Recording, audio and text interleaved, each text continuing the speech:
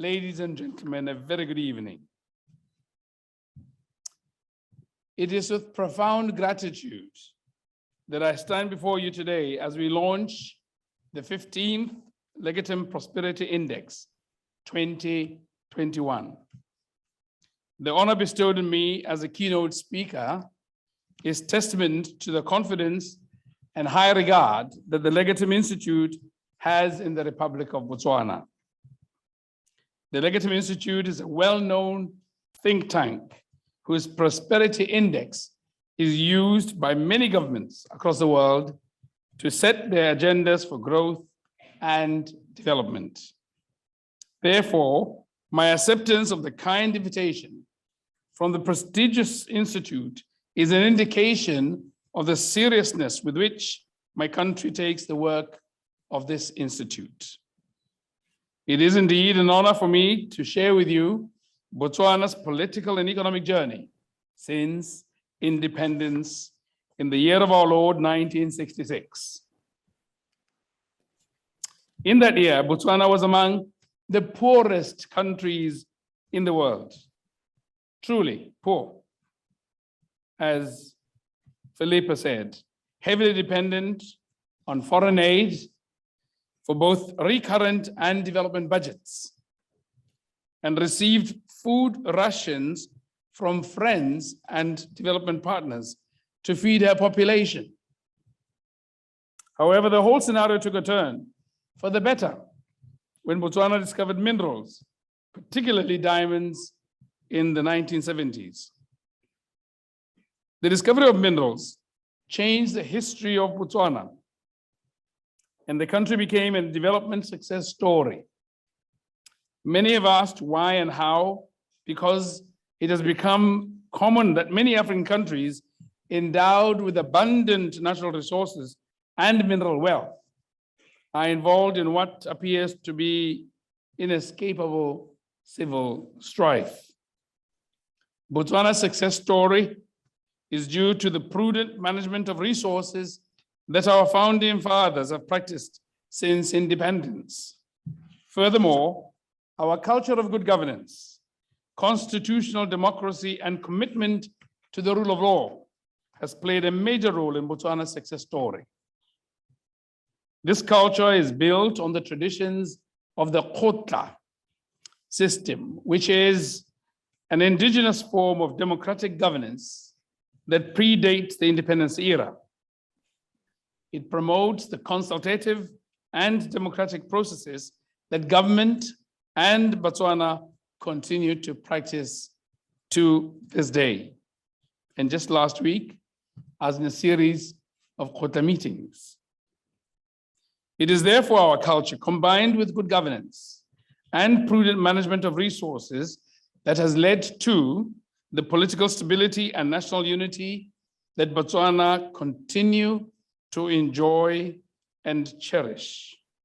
In addition, Botswana adopted policies and legislation that promote equal benefit from natural resources by all citizens. Today, government remains the custodian of natural resources to ensure equal benefit by all citizens. Due to participatory approach to development, our people and local communities are consulted on national issues and involved in decision-making processes. In a nutshell, our citizens are at the epicenter of our development trajectory. Furthermore, Botswana has a vibrant and independent judiciary, along with oversight institutions, which play a significant role in enforcing ethical practice and accountability. These institutions are supported by the Parliamentary Accounts Committee, which monitors the use of government funds, and it is always chaired by a member of an opposition party by law. Distinguished ladies and gentlemen, the government of Botswana is determined to fight corruption in all its manifestations without fear or favor. We are therefore reviewing the Corruption and Economic Crime Act to align it to other statutes. This review will also help to strengthen measures for accountability. As a result of our unwavering commitment to strengthen anti-money laundering activities in the country, Botswana was removed from the International Monetary Watchdog, the Financial Action Task Force, FATF, grey list following her compliance with the task force standards recently. And we will continue to work in collaboration with our development partners and the international community to keep our guard high and ensure that we improve and never, ever revert to grey listing status. Distinguished ladies and gentlemen, revenue from the extraction of mineral resources deposits have been invested in the development of strategic social and physical infrastructure, such as roads, electricity, schools, hospitals, airports, and information communication technologies. Responsible mining and prudent management of our resources have immensely contributed to Botswana's rapid economic growth. As I speak to you today, we are able to provide relatively free and affordable education and health, among others, to all our citizens. From a country that relied on food aid and depended on foreign aid at independence, today we are able to provide free meals at schools across the country. We have also rolled out a number of social welfare programs for destitutes, people with disabilities, remote area dwellers, orphans and the elderly, amongst others, reaching further of the furthest and trying our very best to ensure that no one is left behind. Since the 1980s, Botswana has been able to finance a national budget, especially from the dividend revenues. Ladies and gentlemen, Botswana's Vision 2036 espouses a knowledge-based economy that will catapult the country to a high income status by 2036. In May this year, I announced a reset agenda. This is a catalytic and complementary initiative that will accelerate Botswana's transformation agenda. The reset agenda has reset, literally reset, national priorities for the nation, for government, and its people, and it is people-centric. At the core of this reset agenda is to, one, save Botswana's population from COVID-19 by rolling out a successful vaccination program that will cover all Botswana and residents in the country. And if you look at the data, we're well on our way. Two, to align Botswana government's machinery to the government agenda, to ensure that the national transformation agenda will be embodied in the public service of the day. Three, digitization aims to achieve a digital economy in the shortest possible time, taking advantage of the technologies offered by the fourth industrial revolution. And four, value chain development aims to unlock opportunities for new high growth companies in the private sector, focusing on minerals, tourism, agriculture, and education, among others. And five, last but not least, mindset change, which encourages creativity, efficiency, effectiveness, and agility.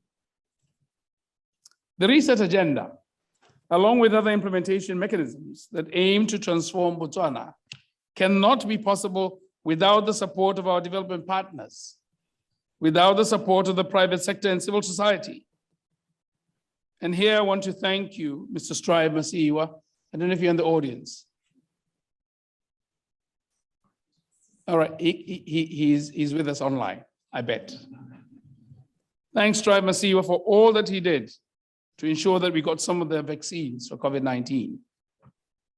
As a country, we adhere to an open market economy that promotes the participation of potential business people within and outside the country.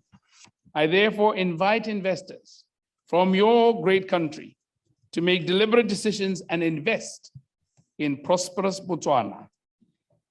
To the Legatum Institute, I challenge you, as I thank you for tonight, to institutionalize your brand,